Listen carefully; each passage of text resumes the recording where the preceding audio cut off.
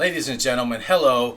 Yes, it's been several weeks since I've been active on YouTube or Discord, or basically anything outside of the game. Um, and I realize that my absence does coincidentally or conveniently, however you want to look at it, align with a ban wave that went out across the game for people that were cheating.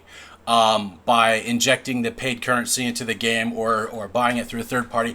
I don't know what they were doing, but they were cheating, and all of their accounts got banned. And I just so happened to take my break on all this stuff at about the same time that happened. So there was a lot of stuff going around about how I was involved in that. But no, I wasn't. I've been in the game every single day.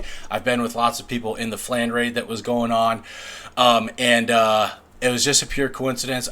Dude, I spent too much money on this game to cheat in any way or risk my account in any way. So I'm not fucking around with that stuff.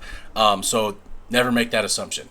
But I want to say thank you to everybody because although I've been absent on the stuff outside of the game, I came back to a lot of messages on Discord and YouTube, comments, likes, subscribers, and things like that. And I just want to say thank you to everybody because you guys have been really kind and really nice.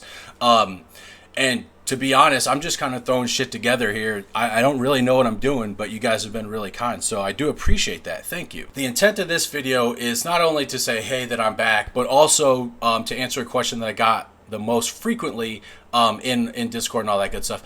And it has to do with my emulator. It runs really smoothly. People had questions on which one it was, the setup for it, and then my computer specs to run it as well as it is. So, without further ado, let's get into that. The emulator that I'm using is BlueStacks. The reason I'm running with BlueStacks is simply because when the game first came out, like day one, I tried several. I don't remember the names of all of them, but it was like 4 or 5 different emulators to try and get the game to run. And they all did run it, but they all had their own little problems, right? Like one was glitchy, one kept crashing, one just wasn't stable. And BlueStacks still isn't perfect. You still have issues in multi or some online stuff, but it was the first one that at least got it to a stable state where I could play it for hours without having an issue. So I'm not saying that other emulators aren't good and that they haven't improved from day one, but this was the first one that I experienced that I liked. So that's why I'm running with this one. Here are the setup that I'm running for it. If you're looking for quality, obviously you need a higher resolution and a higher DPI. If you don't have a really powerful graphics card or CPU, you can lower this to get a higher frame rate. But I got an RTX 2080 Ti, so it can handle this pretty easily. Also, it looks really nice. Like when you make it full screen, it still looks super clear. So if you have a pretty powerful GPU, jack that up. But if not, and you're looking for that frames per second, these are probably the two things you're going to want to turn down first. You don't have a lot of leeway in here, at least on my setup I don't. Anytime I tried to change pretty much anything in here, at least from this point upward, and run the game, it would basically tell me that I had to revert to the previous setup in order to play it. So this is what I have set up. Now, down here is where you're going to get the frame rate increase, all right? So I have these turned up all the way. I wish it would offer more because my computer does have a lot more RAM in it. But this setting right here is a little bit interesting. This enable high frame rates is what allows it to get up there. And I'm going to go ahead and hide my face here so you can see this. It actually runs pretty stable around 100 frames per second.